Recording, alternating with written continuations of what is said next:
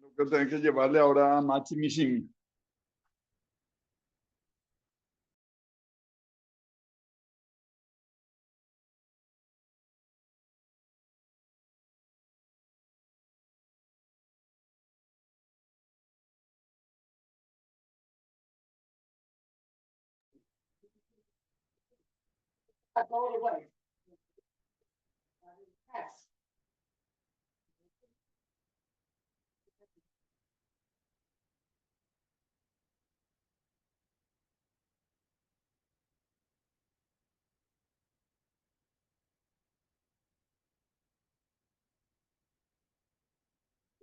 Casi no se encuentra malo ahora, Miguel, porque está limpiando. Ahora cayó la lluvia nomás que cayó unas fotos así.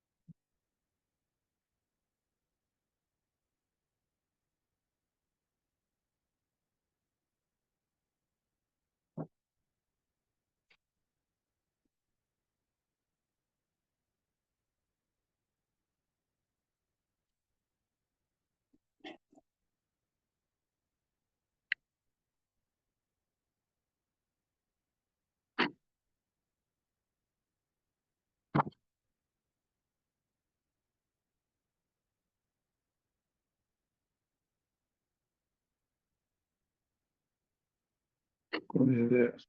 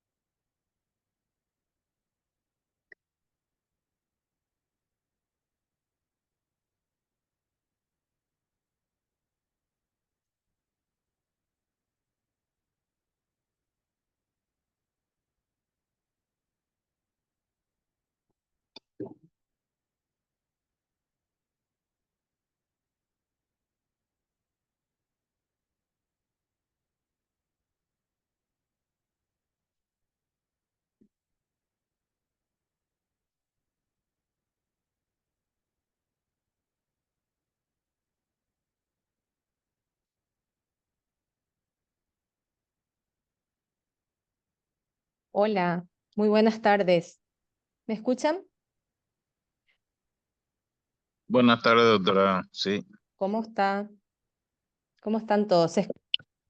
Primero quiero corroborar audio, quiero corroborar también si es que pueden ver en la pantalla, si es que, porque yo no puedo visualizar qué es lo que se ve. Un ratito. Ahí me...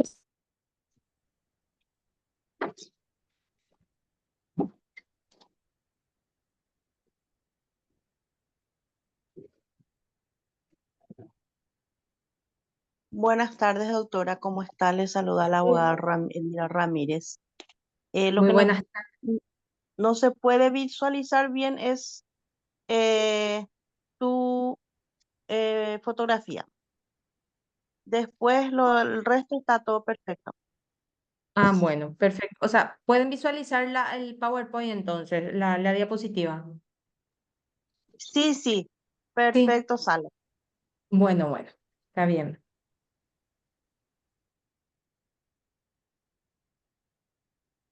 Y ahí es el mismo, porque tengo dos. Ahí sale bien, ahí sale perfecto, los dos, la diapositiva y también tu fotografía. Ya. Un momentito. Bueno, comenzamos en un momento, ajusto unas cuantas cositas acá en la plataforma y ya comenzamos mientras van adhiriéndose los compañeros, porque veo que están 34 participantes y aproximadamente tengo entendido que son como 100, llegamos a los 100.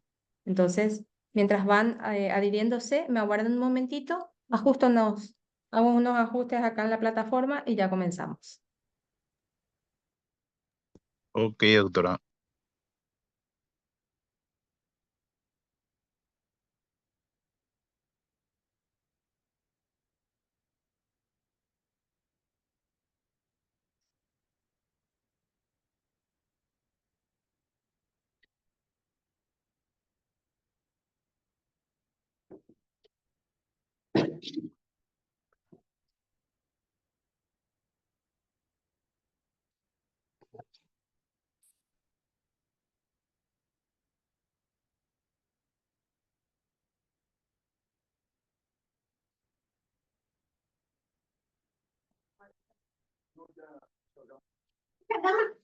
Sí, agua caliente, quería cargar agua fría primero.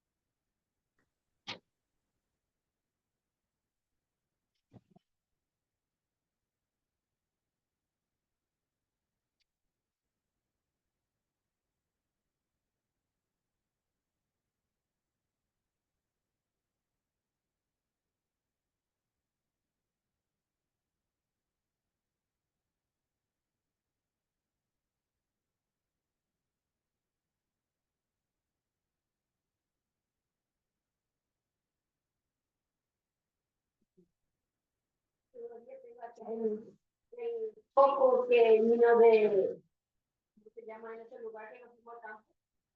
¿Está todo el mundo? Estamos en la heladera.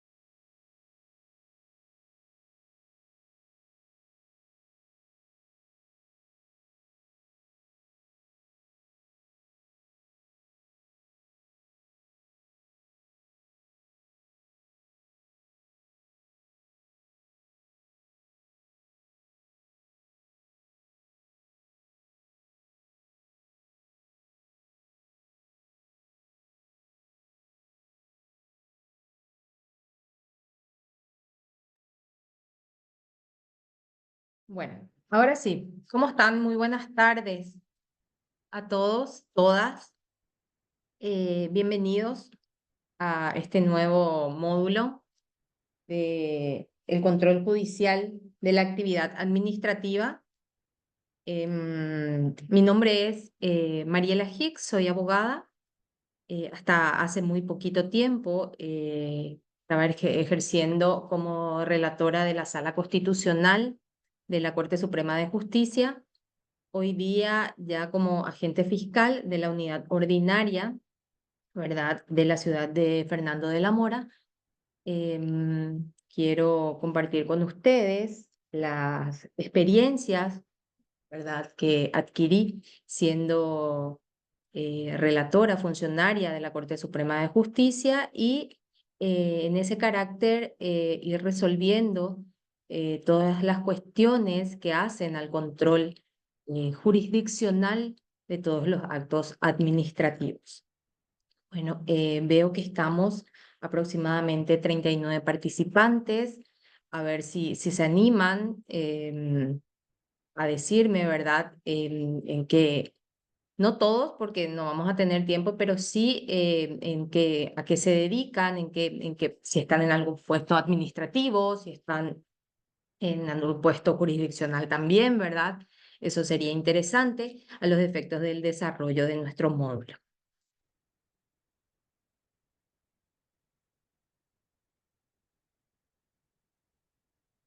No tengan miedo de participar, ¿sí? Vamos a hablar, a tratar, ¿verdad?, temas muy importantes. Y bueno, primeramente, ya que están un poco tímidos todavía, Primeramente quiero hacer alusión un poquito de cuáles son los temas que vamos a ir tocando en estas, creo que tenemos cuatro clases, ¿verdad? O sea, 2 clases relacionadas a lo que es la unidad 4, como dije, del control judicial de la actividad administrativa, que lo vamos a tener o lo vamos a desarrollar en dos días, dos lunes. Sería el día de hoy, 19 de mayo. La siguiente clase la vamos a terminar el 26 de mayo. Luego tendremos el 28 de mayo nuestro examen del módulo o de la unidad 4 y ya seguidamente el 2 de junio, el 2 y el 9 de junio, vamos a desarrollar la unidad 5 que trata del control constitucional de la actividad administrativa. Para posteriormente, el 11 de junio, finalizar ya la totalidad con el examen, ¿verdad? Del último módulo y finalizar así nuestro curso. Bueno.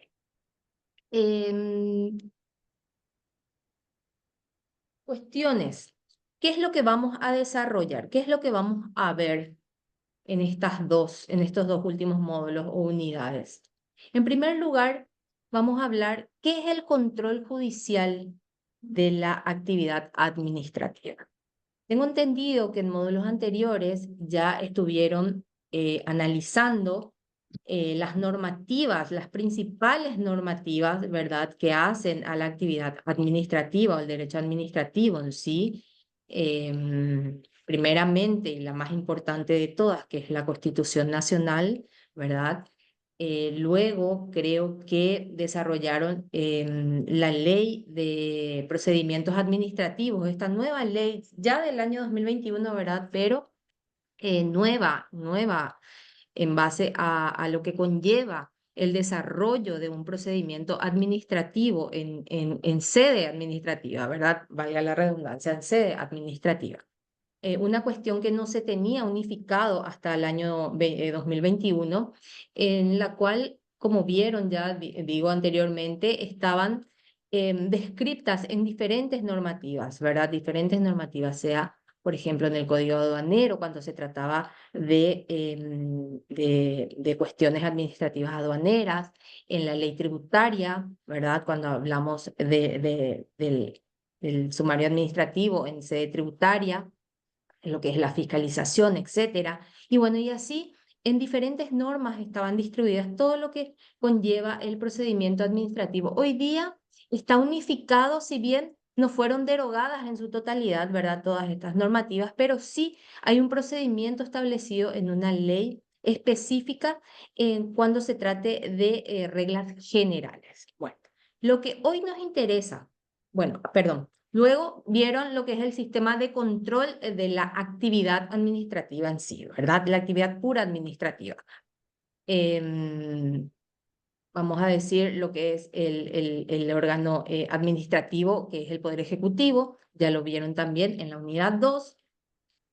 En la unidad 3, el control, a ver, nosotros somos, el sistema de control de la actividad administrativa y finalmente las últimas unidades, como dije, la del control judicial y la del control constitucional de la actividad administrativa.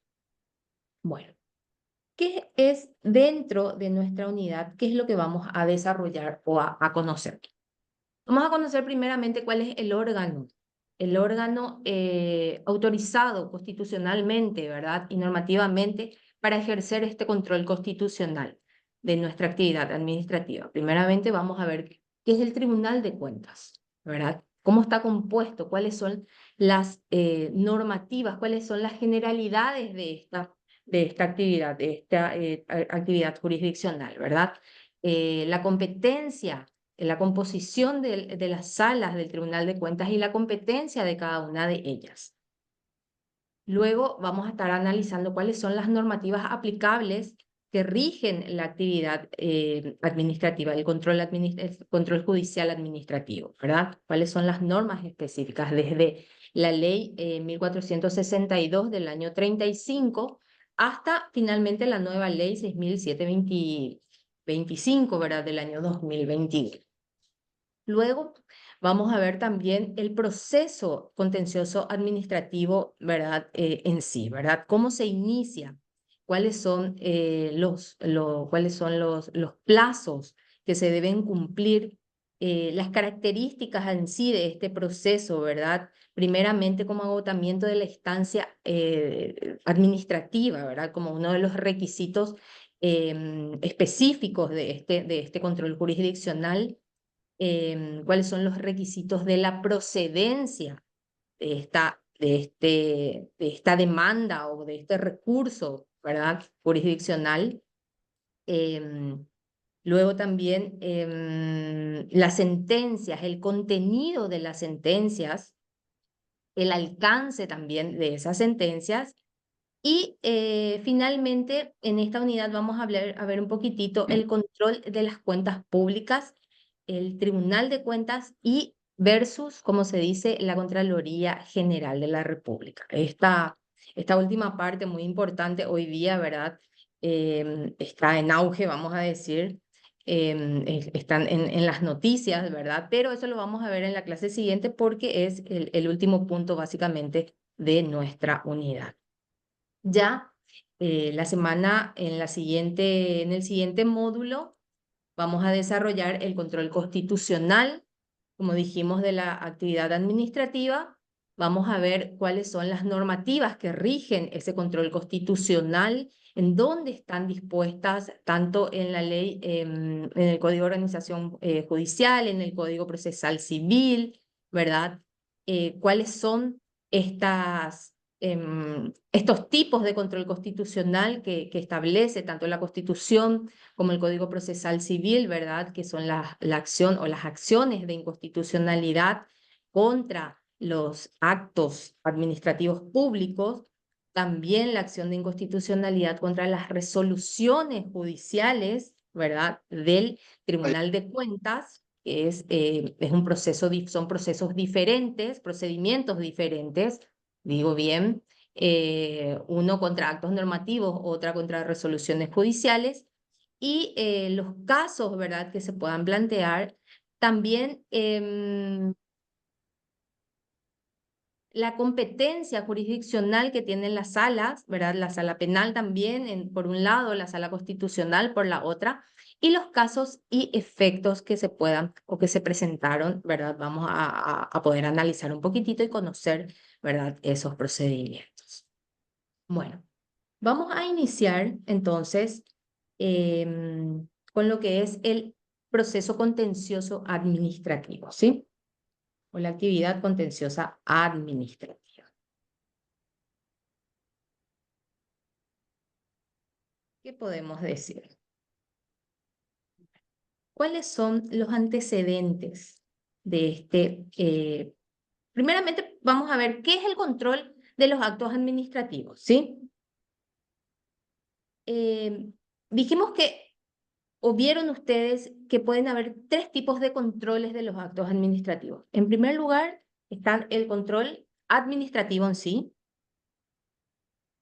Luego tenemos el control jurisdiccional y también hay un control político, ¿verdad?, de la actividad administrativa. En primer lugar, el control administrativo es ejercido o se realiza ¿por quién? Por el Poder Ejecutivo. Este control administrativo se realiza dentro de la sede misma de la administración, ¿sí?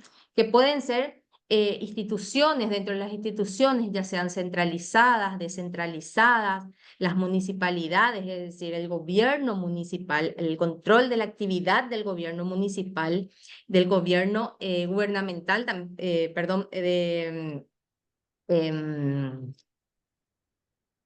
de las gobernaciones, digo bien, ¿verdad? Ya sea por las vías de los recursos administrativos como los recursos de reconsideración o el recurso de apelación o el jerárquico o posterior, y como se dice, ¿sí? Ese es el control administrativo, entonces, que se realiza en la sede misma de la administración, dentro, vamos a decir, de estas instituciones. Ese es el primer control que se debe realizar. El segundo control que vamos a tocar y que es lo que nos toca desarrollar hoy día, es el control jurisdiccional, ¿sí? El control jurisdiccional, este tipo de control es que se realiza dentro del Poder Judicial, ¿sí? Lo realiza básicamente el Poder Judicial a través de sus diferentes fueros, a través de sus diferentes competencias, según haya sido, vamos a decir, la lesión o el grado de afectación hacia el sujeto. O también esto se da conforme al origen de la controversia. En la mayoría de los casos, este control jurisdiccional se realiza en el Tribunal de Cuentas, ¿verdad? Pero, como podemos ver, se puede dar también en otro tipo de competencias, como ser en la competencia civil o en la competencia laboral. Y finalmente, el control político, que también ya lo vieron, este control político de la gestión administrativa o presupuestaria, como se dice, ¿verdad? También lo hace el Poder Legislativo. Y esto está previsto, como todos los demás, están previstos en la Constitución Nacional mediante, ¿verdad?, los acuerdos constitucionales que permita una intervención de las administraciones a cargo, ya sea de intendentes, ministerios, etc. Bueno, eso no lo vamos a tocar, pero estamos viendo a grandes rasgos los tres tipos entonces de controles que se pueden dar de la actividad administrativa. El control administrativo o puramente administrativo a través del Poder Ejecutivo, el control jurisdiccional a través del Poder Judicial y el control político a través del Poder Legislativo.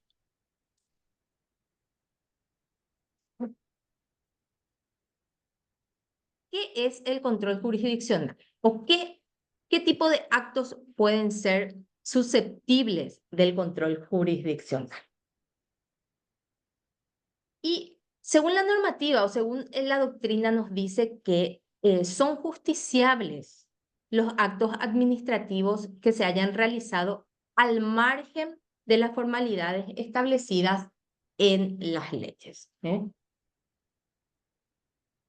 Es decir, que solo pueden ser objeto de revisión judicial los actos, por un lado, los actos reglados, pero también podrían ser objeto de revisión judicial los actos discrecionales, toda vez que esto haya causado o en el caso, ¿verdad?, de algún abuso o extralimitación o exceso de poder. Entonces, son objeto de revisión todas las revisiones judiciales, perdón, los actos reglados y también los actos discrecionales, toda vez que haya causado algún abuso o extralimitación o exceso de poder. ¿Sí? Bueno, vamos a ir entonces, ¿dónde están? ¿Cuáles son las normativas, ¿verdad?, aplicables el marco legal aplicable para comenzar y entender qué es el procedimiento contencioso administrativo? ¿Cuál es el marco legal aplicable de la jurisdicción contenciosa? ¿Sí? En primer lugar tenemos la Constitución Nacional.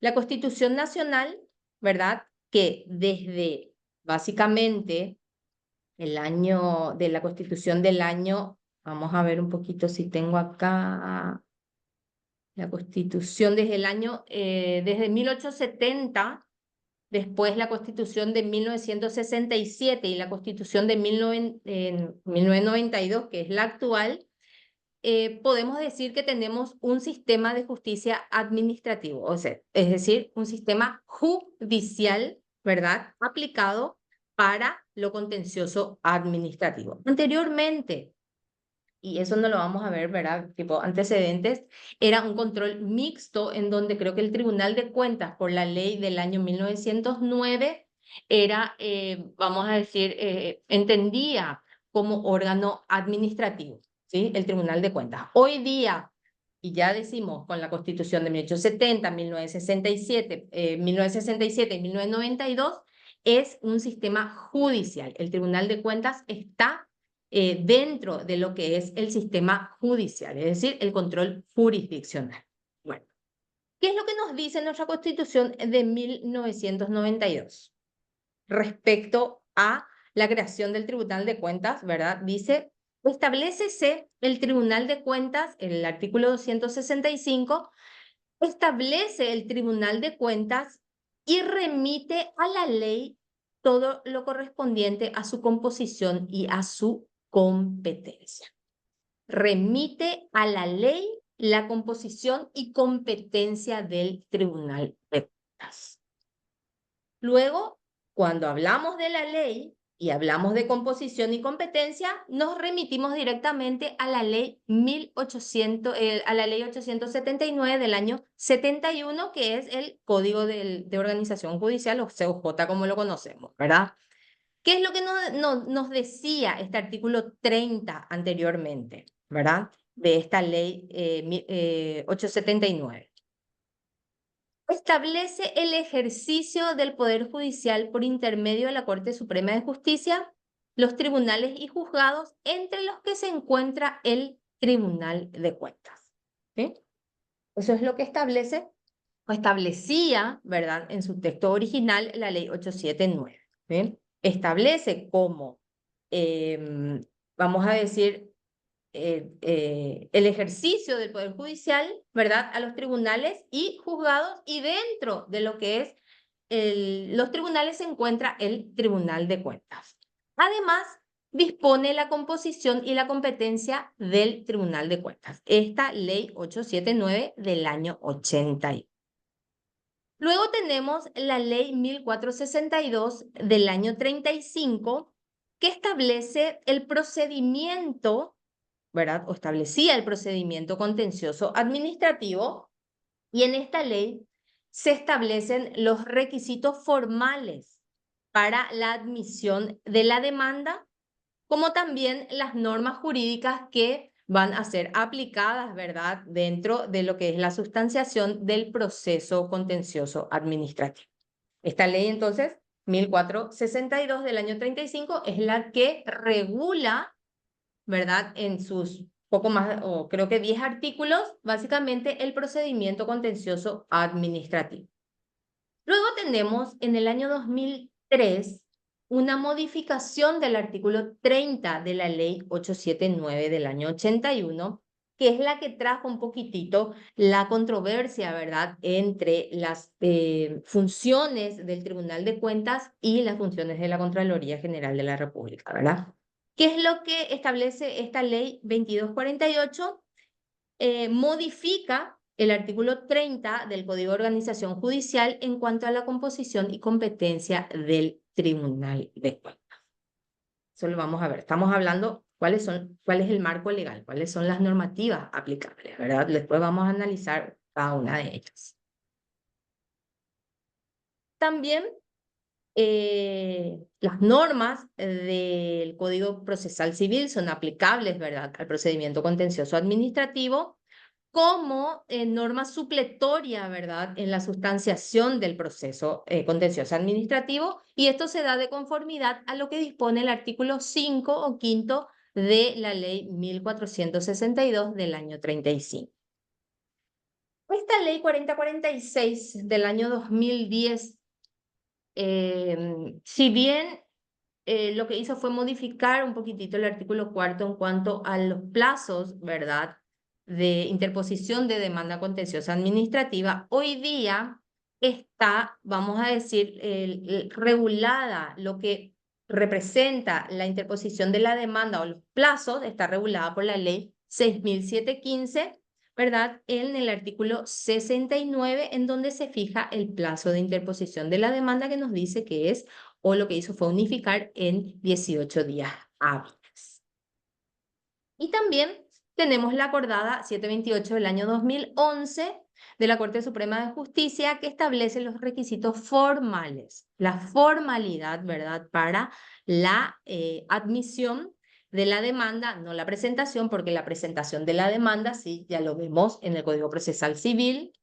Esto es para la admisión de la demanda, así como las normas jurídicas que van a ser aplicadas en la sustanciación del proceso contencioso administrativo.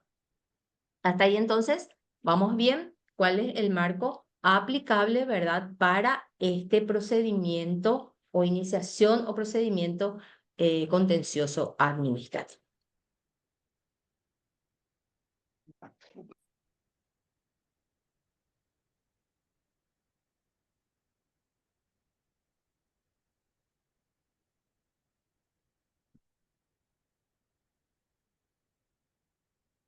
¿Alguna consulta hasta acá? ¿Vamos bien?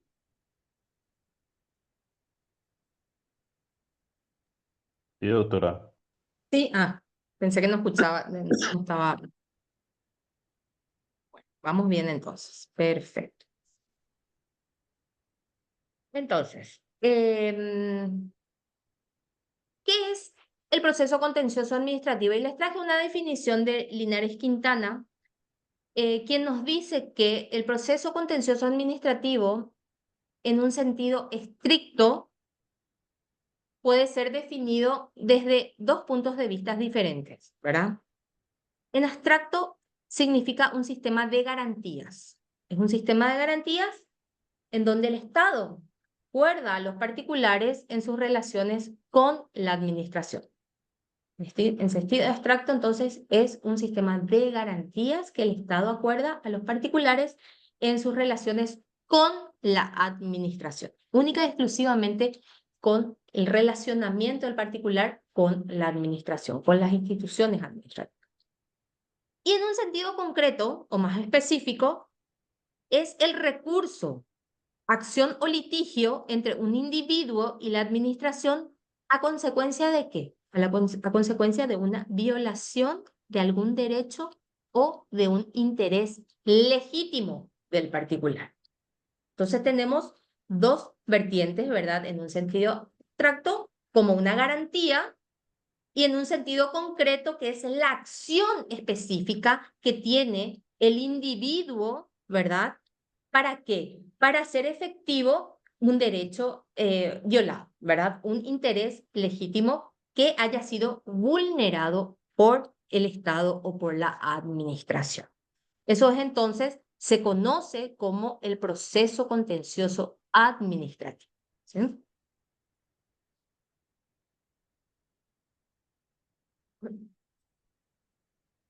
Y aquí tenemos qué nos dice la ley específica. Recuerden que la Constitución Nacional remitía, ¿verdad?, la composición y la competencia de este Tribunal de Cuentas a la ley. La ley que le da, ¿verdad?, esa composición y competencia es el Código de Organización Judicial en su artículo 30. ¿Qué es lo que decía el artículo 30? Dijimos, el Tribunal de Cuentas se compone de dos salas, integradas por no menos de 3 miembros cada una, y seguidamente nos da la competencia, o nos daba la competencia del Tribunal de Cuentas. En primer momento decía, compete a la primera sala, era competencia de la primera sala, entender en los juicios contenciosos administrativos en las condiciones establecidas por la ley de la materia. Y la competencia de la segunda sala vamos a decir, restringía única y exclusivamente al control de las cuentas de inversión del presupuesto general de la Nación, conforme a lo que disponía la Constitución Nacional. Esa era la competencia inicial, vamos a decir, del Tribunal de Cuentas con la Ley 879 del año 81. Se dividía en dos salas, o estaba compuesta de dos salas. Una sala que se encargaba, ¿verdad?, de los juicios contenciosos administrativos en sí, y la otra sala que se encargaba única y exclusivamente en, vamos a decir, el control de las cuentas de inversión del presupuesto general de la Nación. En el año 2003 cambia o se modifica este artículo 30 y nos dice una nueva redacción. Nos dice que el Tribunal de Cuentas, y a la que está vigente hoy día, ¿verdad? El Tribunal de Cuentas se compone de dos salas, integradas con 3 miembros cada una, denominada en adelante primera y segunda sala. ¿Qué hizo en cuanto a la competencia de estas dos salas del Tribunal de Cuentas? ¿Qué es lo que hizo esta nueva ley? Dio competencia a ambas salas de entender exclusivamente en los juicios contenciosos administrativos en las condiciones que establece la ley de la materia. Es decir, le sacó la competencia del control de las cuentas de inversión del Estado, ¿verdad? O del presupuesto general de la nación, del Estado, de la nación, a la segunda sala y le dio competencia a esta segunda sala de entender en los juicios de carácter contencioso administrativo. Entonces, lo que hace esta nueva ley es sacar una competencia que le correspondía a la segunda sala e incluirle a ambas salas la competencia que le correspondía única y exclusivamente a la primera sala. ¿Sí? Entonces, el Tribunal de Cuentas queda en composición de dos salas y ambas salas, según lo que dispone la Ley 2248 del año 2003, tienen la competencia única y exclusiva en cuanto en relación a entender en los juicios de carácter contencioso administrativo.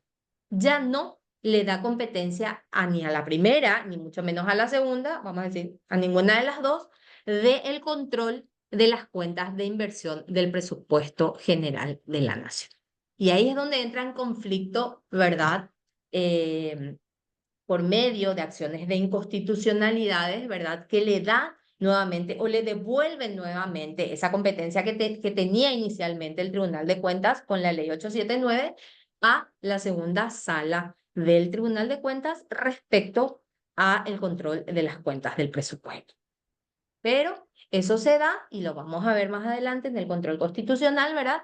Se da por medio de una acción de inconstitucionalidad, que como todos saben, ¿cuál es el efecto de la acción de inconstitucionalidad de una norma, ¿verdad?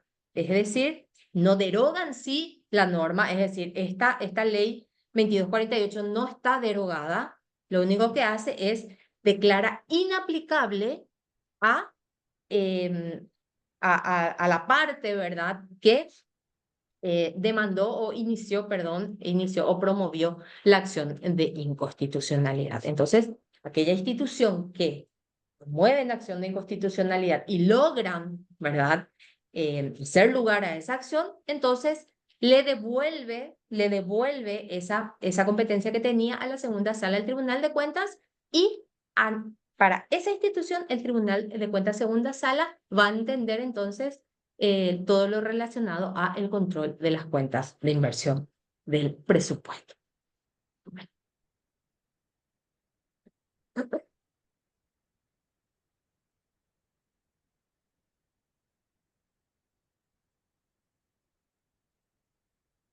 Bueno, vamos a mirar un poquito qué nos dice esta ley 1462, que es la que regula, como dijimos, el proceso contencioso administrativo, el proceso en sí que se inicia, ¿verdad? En sede jurisdiccional. Voy a mirar un poquito.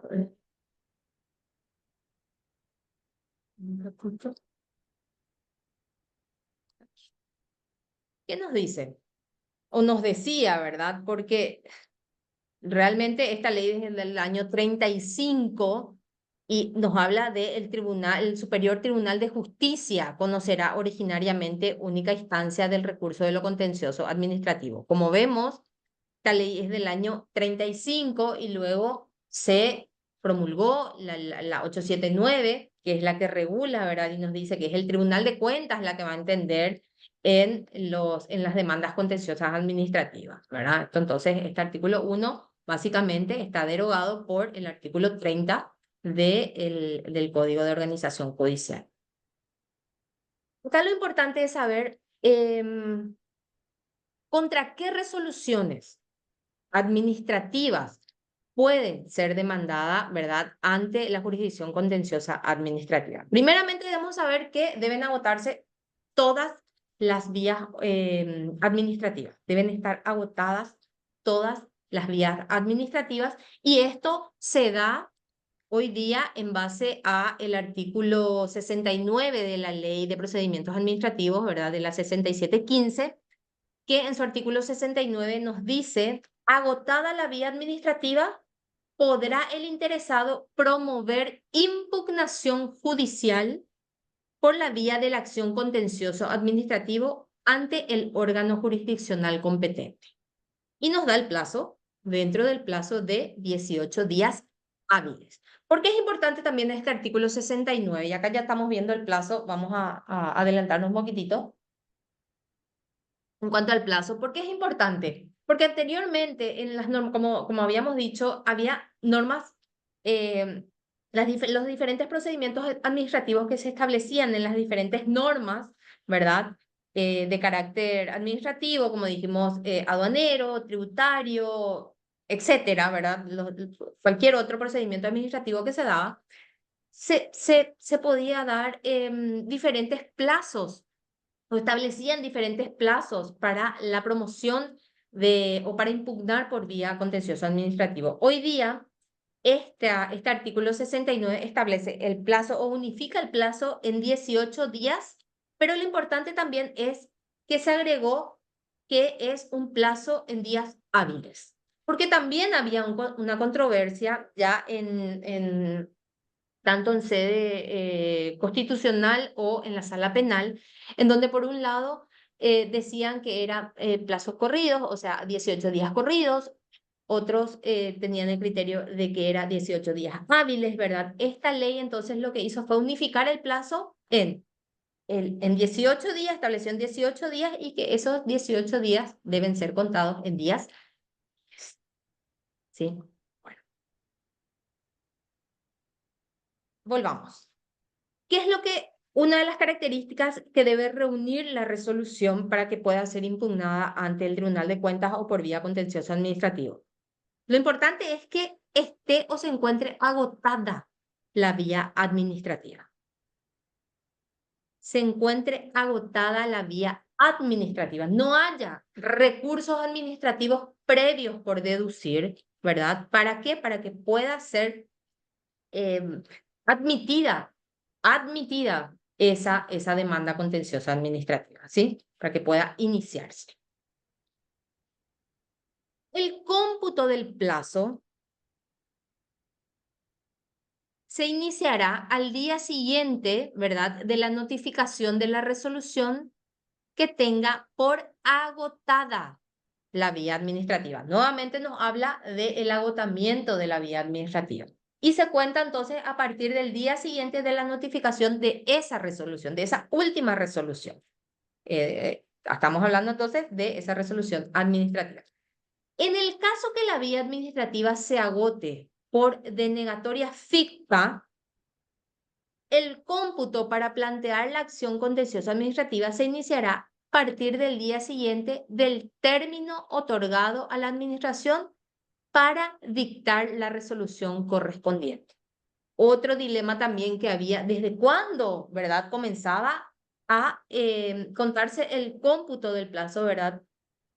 Cuando era o cuando se agotaba la instancia administrativa por denegatoria ficta. Ya tenemos acá entonces también la ley ya previó eso y nos dice el cómputo se iniciará a partir del día siguiente del término otorgado a la administración para dictar la resolución correspondiente. Como vemos, las diferentes normativas o leyes, ¿verdad?, de las diferentes instituciones públicas pueden dar un plazo, ¿verdad?, para que la administración se expida respecto al recurso, ¿verdad?, planteado.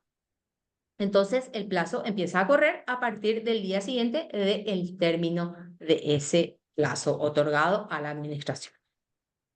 No obstante, nos dicen después, el derecho a recurrir persistirá para el particular afectado hasta tanto se dé por notificado personalmente ante el organismo o entidad del Estado de la denegatoria ficta.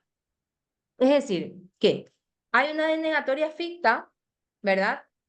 Se podría entender que empieza a correr el plazo al término del plazo otorgado a la administración, pero nos dice, no obstante, si el interesado, vamos a decir, el particular se da por notificado en una fecha posterior, se cuenta a partir de ese momento, ¿sí? No obstante, el derecho a recurrir persistirá para el particular afectado hasta tanto se dé por notificado personalmente ante el organismo o entidad del Estado de la denegatoria fin.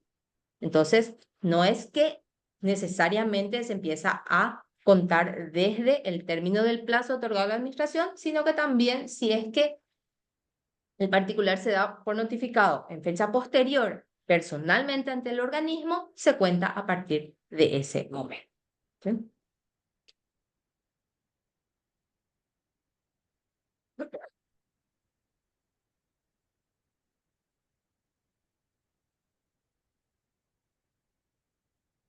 ¿Preguntas hasta acá?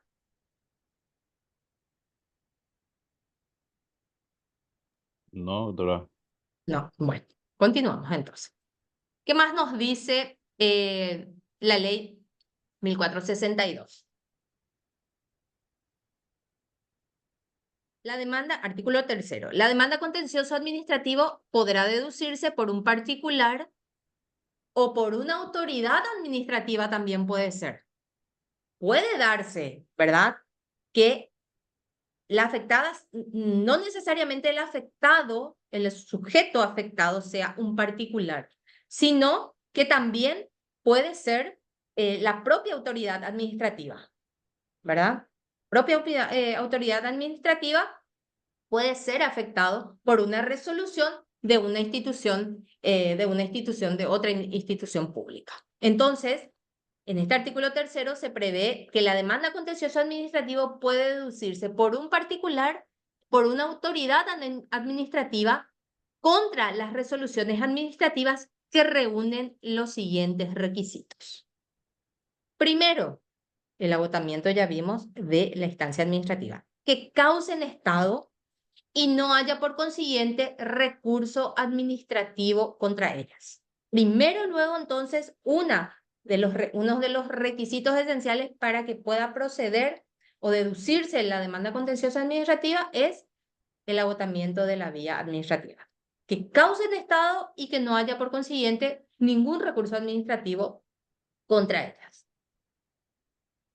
Siguiente requisito, que la resolución de la administración proceda del uso de sus facultades regladas. Dijimos, los actos reglados son recurribles y los discrecionales siempre que vulneren, ¿verdad?, algún derecho administrativo. Siempre que vulneren o se extralimite, dice, en su poder.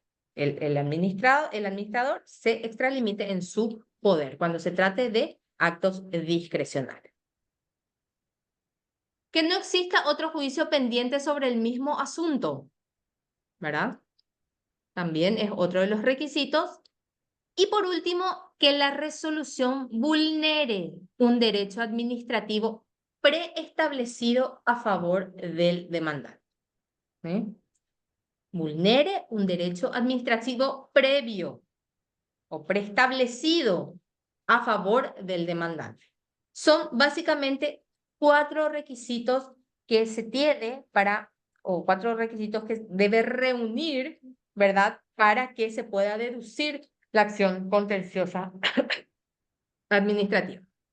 El agotamiento de los recursos administrativos, que la resolución proceda del uso de las facultades regladas del administrador, que no exista otro juicio pendiente sobre el mismo asunto y que la resolución vulnere un derecho administrativo previo o preestablecido a favor del demandante. Y como vemos acá el artículo 4º de esta ley 1465, que decía que el plazo para poder promover o interponer era de 5 días. Hoy, con la ley 6715, ese plazo dijimos que está unificado en 18 días hábiles.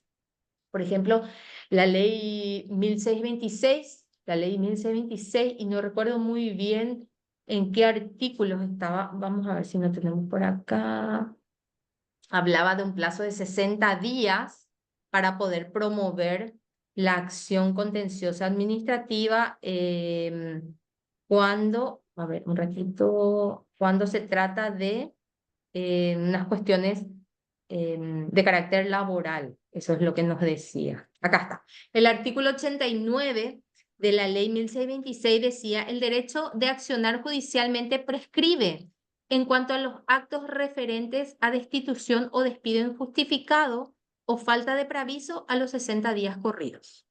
Eso nos decía, o nos dice la ley 1626 de la ley de la función pública, ¿verdad? Cuando los actos referentes a destitución de un funcionario público o el despido injustificado de un funcionario público o falta de preaviso prescribía a los 60 días corridos. Hoy la demanda debe ser presentada a los 18 días hábiles. Y luego dice a los 12 meses en los demás casos, salvo cuando otro plazo fuera establecido en la ley. Esto, entonces, ya está prevista en el artículo 69, está previsto en el artículo 69 de la ley 6715 y nos dice que la acción contenciosa administrativa debe ser presentada a los 18 días hábiles, ¿verdad? Etcétera, etcétera.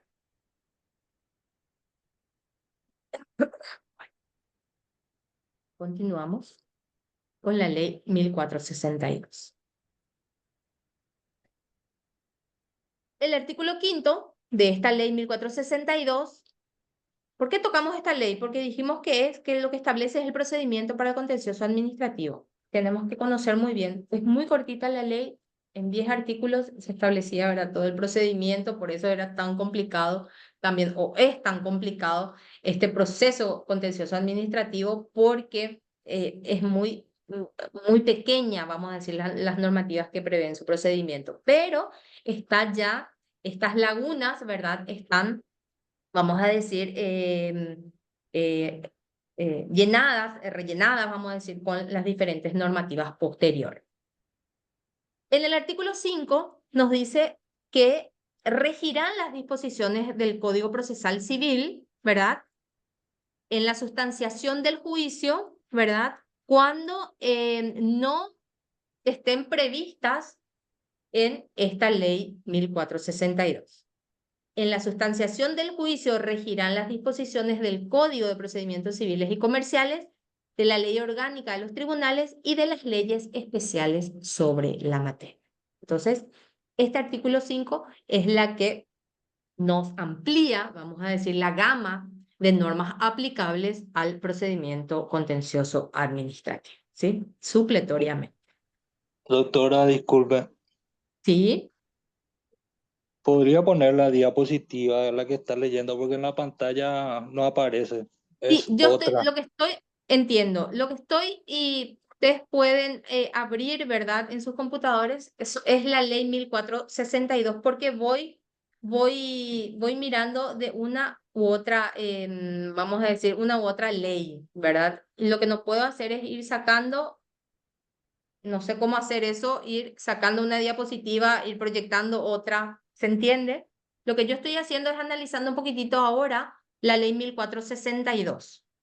1462, la que establece el procedimiento contencioso administrativo.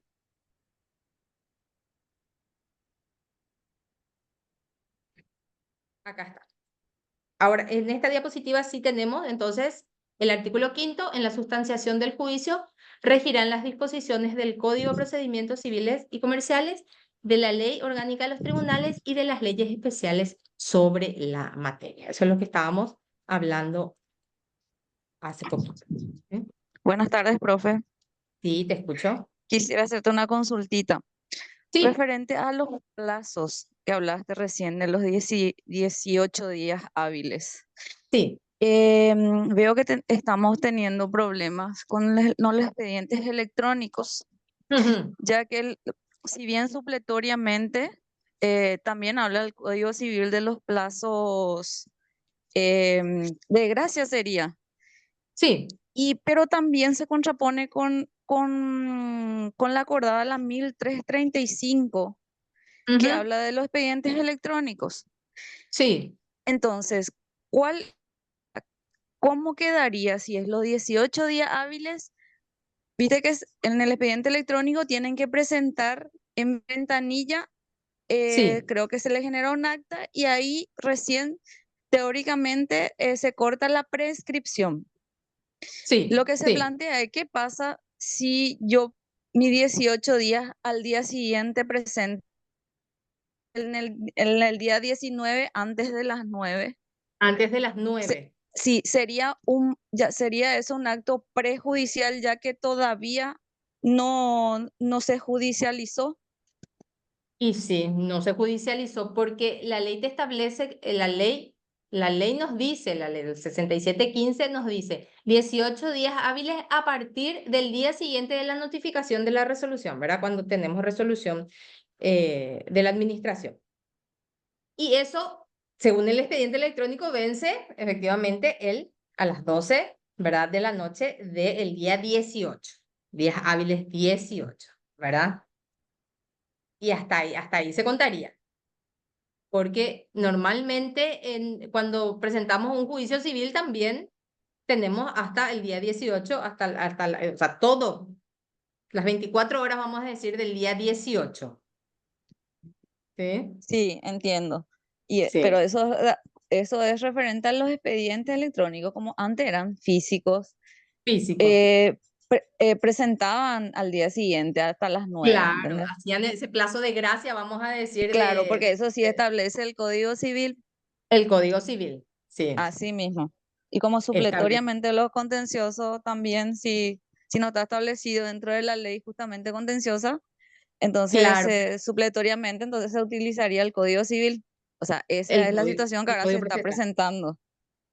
Y ese es el problema que se está presentando ahora también, ¿verdad? En los expedientes contenciosos, justamente.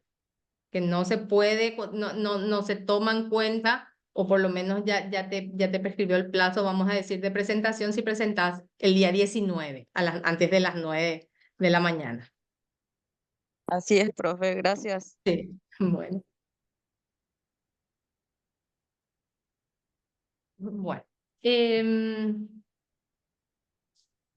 Bueno, hasta acá entonces vemos el artículo 5, estamos hablando de, a ver, ¿dónde quedamos? Artículo 5, sí, en la sustanciación regirán las disposiciones del Código Procesal Civil, de la Ley de los Tribunales y de las leyes especiales sobre la materia. Excepciones. Dijimos que todas las cuestiones relativas, ¿verdad?, que se susciten entre los particulares o entre la misma administración, ¿verdad?, y el Estado u otras administraciones, es materia competente o tiene competencia el Tribunal de Cuentas, ambas salas, ¿sí? Ambas. Sin embargo, existen excepciones, ¿verdad?, a esta regla en materia de competencia. Por ejemplo, la ley 1626, en su artículo 144, nos dice que los tribunales electorales del país entenderán en los casos previstos en esta ley, ¿verdad?, en la ley 1626, cuando se trate de funcionarios municipales o de los gobiernos departamentales, y aquellos que pretendan ingresar a las instituciones públicas y sean beneficiarios de la ley 2479, para la incorporación de personas con discapacidad en las instituciones. Cuando se tengan esos conflictos, ¿verdad?, entre los particulares y la administración, y se trate de funcionarios municipales y de los gobiernos departamentales, dice que son competencia de los tribunales electorales del país. Entonces, no van a ser entendidas esos conflictos no van a ser entendidos por el Tribunal de Cuentas, sino que deben ser presentados ante el Tribunal Electoral, ¿verdad?, de la zona en este caso. Otra excepción es el Código Procesal Laboral, que nos dice en su artículo 35, el Tribunal de Apelación del Trabajo será competente para conocer el recurso de apelación contra las resoluciones definitivas de los organismos directivos instituidos por las leyes de previsión o seguridad social para obreros y empleados privados que denieguen o limiten beneficios acordados de él.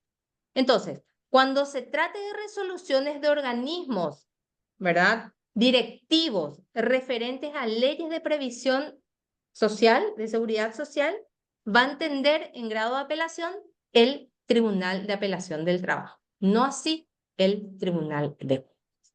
Son excepciones, entonces, estas dos excepciones que se plantean ante los conflictos, ¿verdad?, de particulares con la administración, con instituciones, ¿verdad?, administrativas.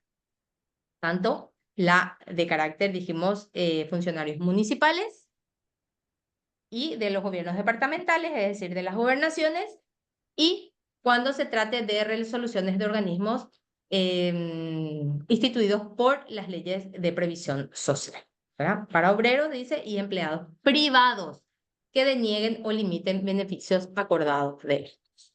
¿Entiende entonces el Tribunal de Apelación del Trabajo?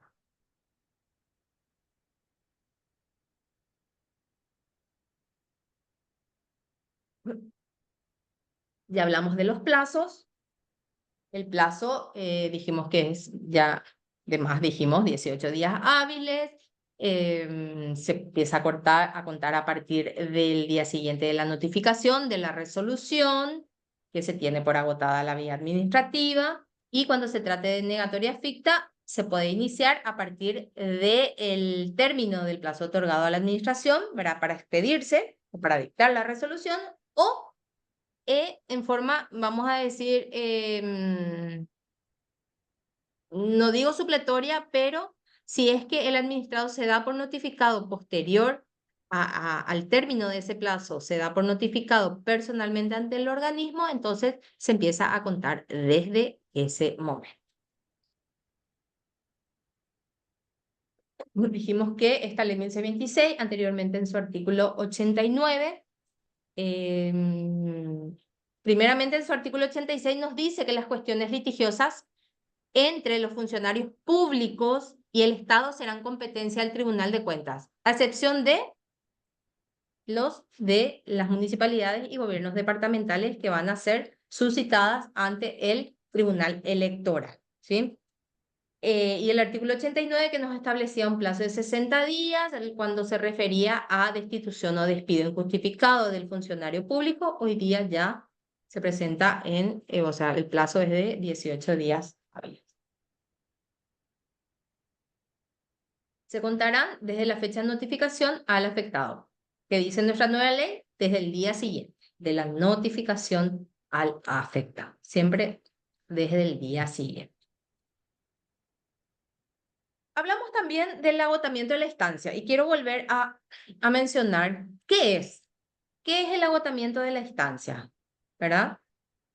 Es utilizar todos los recursos administrativos previstos o todos los recursos administrativos obligatorios para impugnar un acto que es dictado por un funcionario de jerarquía inferior dentro de la administración, dentro de la institución administrativa.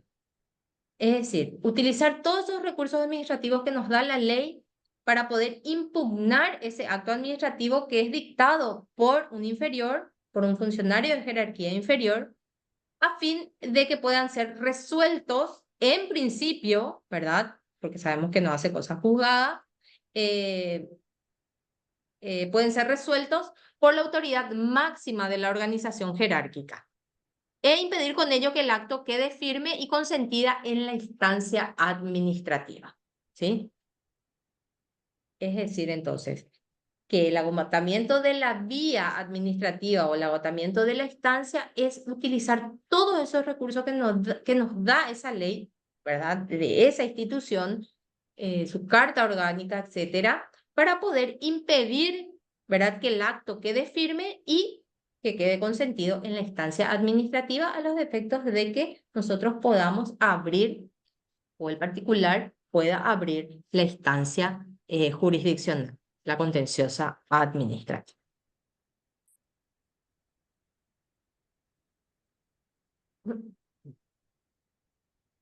¿Y qué es el agotamiento de la vía administrativa? ¿Cuándo se da? Y esto lo tenemos en el artículo 68 de la ley 6715, y nos dice que la vía administrativa quedará agotada en los casos siguientes. Esto ya lo vieron, ¿verdad?, en las unidades o los módulos anteriores, pero de igual forma es importante para nuestro módulo, para nuestra unidad, dice que la vía administrativa quedará agotada en los siguientes casos. Cuando se trate de resolución dictada por la máxima instancia de un organismo o entidad del Estado. Evidentemente, cuando una resolución es dictada por la máxima autoridad, ya no hay un recurso posterior, ¿verdad? Entonces, queda agotada la vía administrativa con esa sola resolución. B, cuando se trate de resolución que resuelva un recurso de reconsideración siempre y cuando no quepa algún recurso jerárquico.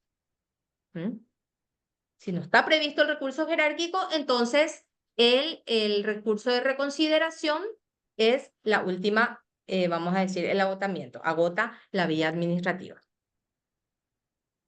Si hay recurso jerárquico, cuando se resuelva este, ¿verdad? Cuando se resuelva o se trate de resolución que resuelva un recurso jerárquico. Y cuando se trate de actos administrativos contra los cuales no proceda ningún recurso en vía administrativa conforme lo dispuesto en la presente ley o en leyes especiales. Estos 4 ítems entonces establecen los casos en los cuales se agota la instancia administrativa. Cuando la resolución es dictada por la máxima autoridad de la institución, cuando se trata de un recurso de reconsideración y no quepa un recurso jerárquico, cuando se trate de una resolución que resuelva un recurso jerárquico y cuando se trate de actos administrativos contra los cuales no proceda ningún recurso. No proceda ningún recurso. ¿Sí? Estamos hablando en vía administrativa.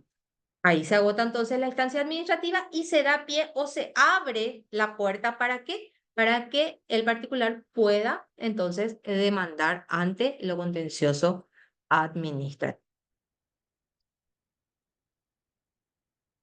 Y la ley 1462, ya vimos también, en base a lo que establece el agotamiento de la instancia, nos dice que la demanda contenciosa administrativa podrá deducirse por un particular o por una autoridad administrativa contra las resoluciones administrativas que reúnan los siguientes requisitos y, esto es importante, hablando del agotamiento de la instancia, que cause estado y no haya, por consiguiente, recurso administrativo previo contra ellas.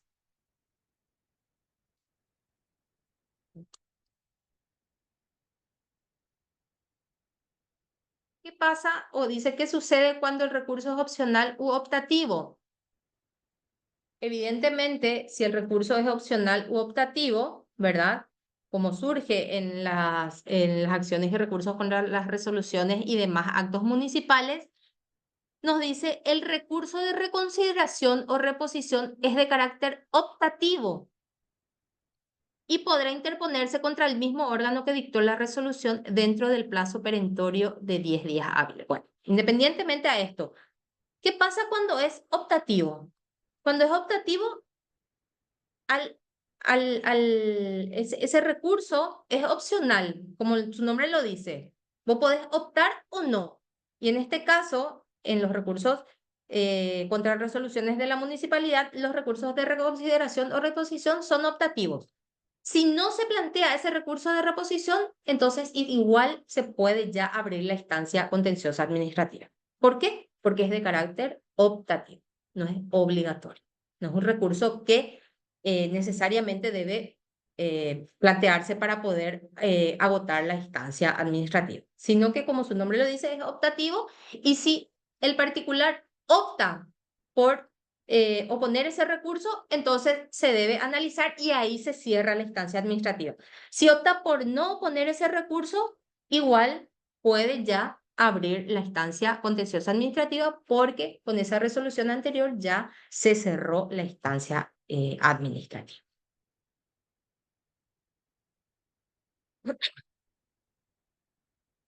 Ya vimos también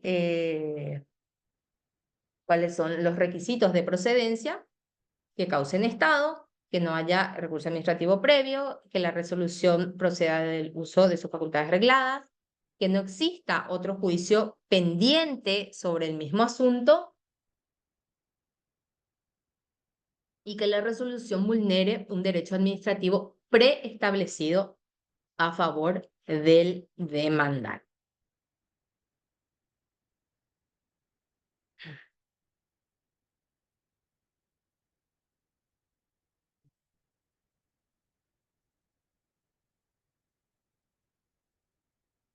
preguntas hasta acá? Estamos viendo así la generalidad de lo que es el proceso contencioso administrativo. Luego ya vamos a ir analizando, ¿verdad? Paso por paso, cómo, ¿verdad? Se procede desde el inicio de la demanda, desde el momento de la apertura a prueba, si es que existiere, ¿verdad? La resolución en sí.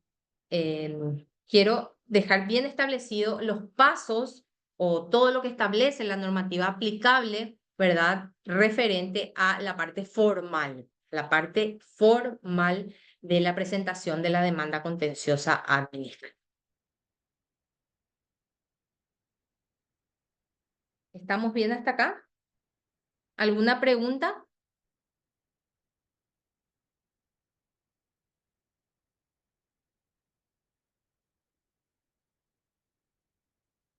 Todo perfecto, profe.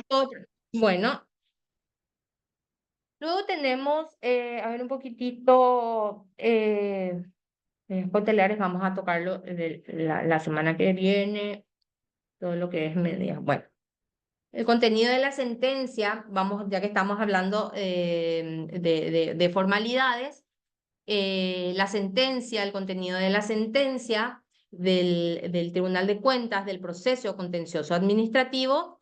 Primeramente debemos tener lo que establece el artículo 256 como toda sentencia judicial. La sentencia dictada en un juicio contencioso administrativo debe estar fundada en la Constitución y en la ley, ¿sí? Debe estar fundada en la Constitución y en la ley.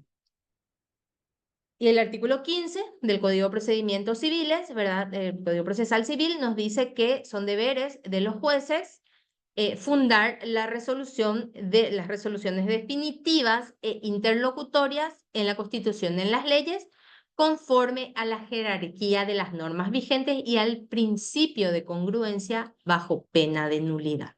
¿Sí? Establece bajo pena de nulidad de que las sentencias necesariamente deben estar fundadas tanto en la Constitución como en las leyes. Y también deben los jueces pronunciarse necesaria y únicamente lo que sea objeto de petición, salvo disposiciones especiales. Debe pronunciarse necesaria y únicamente sobre lo que sea objeto de petición.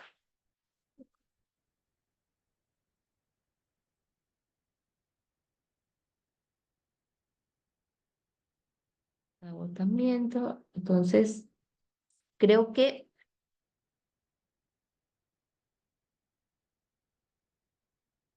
también tenemos en cuanto a la sentencia, un periodo o un término, ¿verdad? Para que puedas pedirse el Tribunal de Cuentas.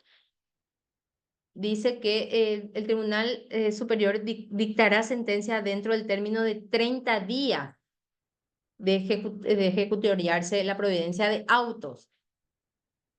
Establece un periodo en el cual el Tribunal de Cuentas debe expedirse, ¿verdad? O debe dictar resolución. Sin embargo, no establece vamos a decir, una sanción al respecto, ¿sí? No establece ninguna sanción al respecto y sabemos el cargo o sea, la cantidad de demandas, teniendo en cuenta también que existen solamente 2 salas del Tribunal de Cuentas que deben entender las demandas de todo el país.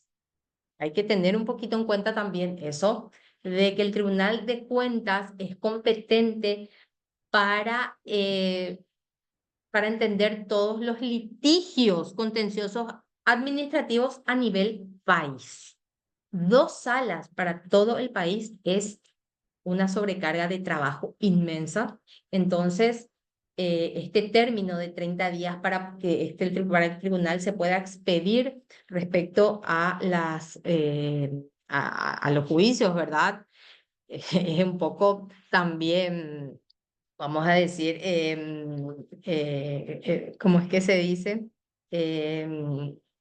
ideal, ¿verdad? El término de 30 días, tratar de que una vez ejecutoriada la providencia de autos se expida al tribunal en un plazo de 30 días, vamos a decir que es idílico, o sea, es un poco ambicioso, ¿verdad?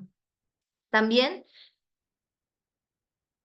nos habla el artículo 8 de que se tiene por abandonada la instancia contenciosa administrativa si no se hubiesen efectuado ningún acto de procedimiento durante el término de 3 meses. 3 meses entonces es el plazo de caducidad de los procesos, ¿verdad?, contenciosos administrativos cuando no se efectúe ningún acto de procedimiento en ese tiempo. 3 meses, a diferencia de lo que establece el Código Procesal Civil de 6 meses, en la instancia contenciosa administrativa nos establece un periodo de caducidad de el término de 3 meses. Esa es la diferencia también. Bueno, creo que con esto, lo que vimos ahora, podemos cerrar, ¿verdad?, toda la parte formal, lo que respecta al procedimiento contencioso administrativo.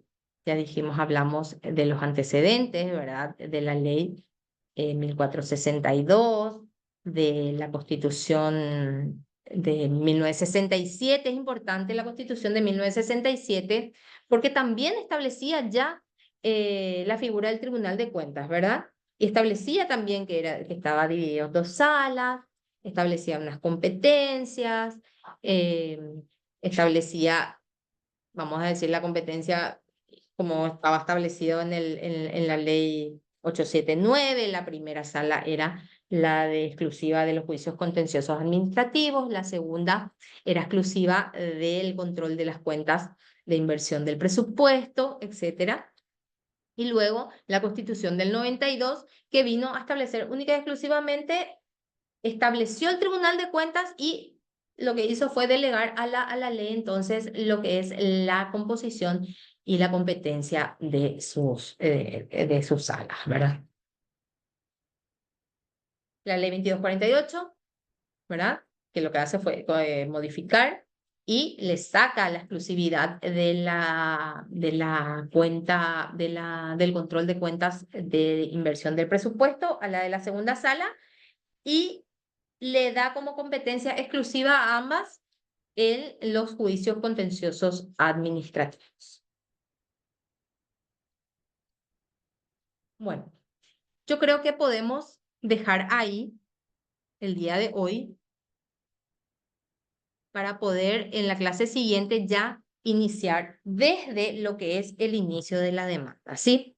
El inicio, la presentación, los plazos, cuál es el siguiente periodo, vamos a decir, después de la presentación, el periodo de prueba, el cierre del periodo de prueba, etcétera, etcétera. Y vamos a ir de repente también analizando resoluciones del Tribunal de Cuentas, algunas que otras resoluciones del Tribunal de Cuentas, ya sea en los casos de que se demande, por ejemplo, en instituciones, vamos a decir, que pueden ser, no sé, tendría que traer ya para la siguiente clase. Ustedes me dicen de repente si es que quieren analizar algún tipo de situación que sea importante para ustedes, entonces también yo les pueda traer ese tipo de resoluciones, ¿verdad? O bien las elijo yo, las escojo yo y analizamos esas resoluciones. ¿Qué les parece? Está bien, doctora. Bueno, entonces, Está bien, doctora. dale, muchísimas gracias. Y si tienen preguntas, yo me quedo un ratito más, ¿verdad? Para poder hablar, o bien ya terminamos el día de hoy, nuestra clase del día de hoy. Muchísimas gracias, doctora. Estuvo muy buena la presentación. Muchísimas gracias a ustedes por la atención. Entonces, ya que Excelente, no, profesora. muchas gracias, doctora María. Gracias, profesora. Gracias a ustedes. Gracias, gracias.